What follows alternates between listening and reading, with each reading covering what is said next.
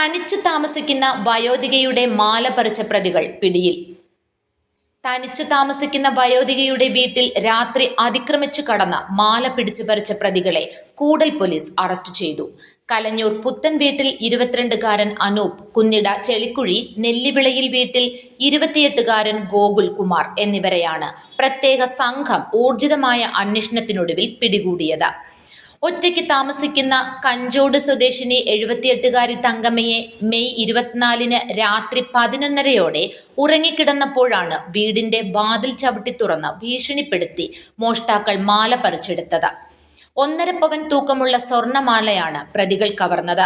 ഭയന്നുപോയ തങ്കമ്മ പിറ്റേന്ന് ബന്ധുക്കളുടെ വീട്ടിലെത്തി വിവരം ധരിപ്പിച്ചു. ബന്ധുക്കൾ കൂടൽ പോലീസ് സ്റ്റേഷനിൽ അറിയിക്കുകയും തങ്കമ്മയുടെ മൊഴിപ്രകാരം പോലീസ് കേസെടുക്കുകയുമായിരുന്നു. ജില്ലാ പോലീസ് മേധാവി ബി അജിത്തിന്റെ നിർദ്ദേശപ്രകാരം കോന്നി ഡിവൈഎസ്പി നിയാസിന്റെ മേൽനോട്ടത്തിലും കൂടൽ പോലീസ് ഇൻസ്പെക്ടർ MJ അരുണിന്റെ നേതൃത്വത്തിലും പ്രത്യേക അന്വേഷണ സംഘം രൂപവൽക്കരിച്ച് പ്രതികൾക്കായി ഊർജിതമായ തെരച്ചിൽ നടത്തി. തുടർന്നാണ് ഒളിവിൽ കഴിഞ്ഞുവന്ന പ്രതികളെ ജില്ലാ പോലീസ് സൈബർ സെല്ലിന്റെ സഹായത്തോടെ പെരുമ്പാവൂരിൽ നിന്ന് കസ്റ്റഡിയിലെടുത്തത്. അനൂപ് മുൻപും മോഷണ കേസുകളിൽ പ്രതിയായിട്ടുണ്ട്. ഇയാൾക്കെതിരെ കാപ്പ പ്രകാരമുള്ള നിയമ നടപടികൾ തുടർന്നു വരുന്നതിനിടെയാണ് ഇപ്പോൾ പിടിയിലായിരിക്കുന്നത്.